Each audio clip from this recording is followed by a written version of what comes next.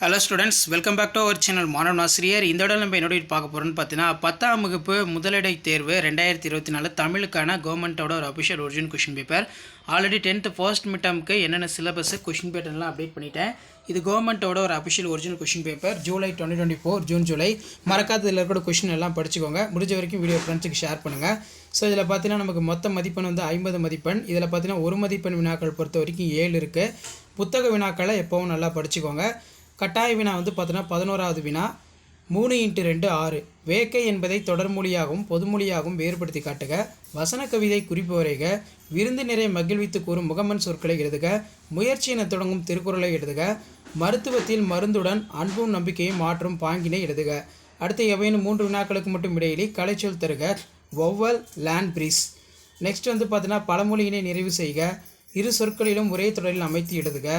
சொற்களில் அமைந்துள்ள தொகைகளை அடையாளம் கண்டு தொடரில் அமைத்து எழுதுக. இன்சொல். அடுத்து பார்த்தீங்கன்னா 2x3 6. 18வது வினா கட்டாய வினா அன்னை மொழியை என தொடங்கும் பாடலை எழுதுக. சோலை காற்றும் மின்விசை காற்றும் பேசிக்கொள்வது போல் ஒரு உரையாடல் அமைக்க ரொம்ப ரொம்ப முக்கியம். அடிக்கடி வந்து பார்த்தீங்கன்னா பொது தேர்வில் கேட்டிருக்காங்க. அடுத்து ஏதேனும் 2 வினாக்களுக்கு விடையளிக்க. வேலோடு நின்றான் இடன்று போதும் கோலோடு நின்றான் இரவு என தொடங்கும் இடம்பெறும் அணியினை விளக்க. எடுத்துக்காட்டு ஓமை அணியினை குரல் வழி எழுதுக.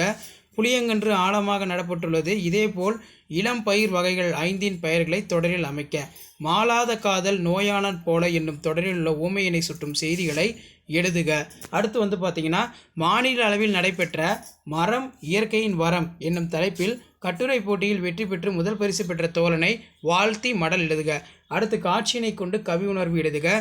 புயலின் போது நீங்கள் உங்களையும் உங்கள் குடும்பத்தினரும் காப்பாற்றும் வகையில் செய்யும் செயல்களை வரிசைப்படுத்தி எழுதுக. புயலின் போது நீங்கள் உங்களையும் உங்கள் குடும்பத்தாரையும் காப்பாற்றும் வகையில் செய்யும் செயல்களை வரிசைப்படுத்தி எழுதுக.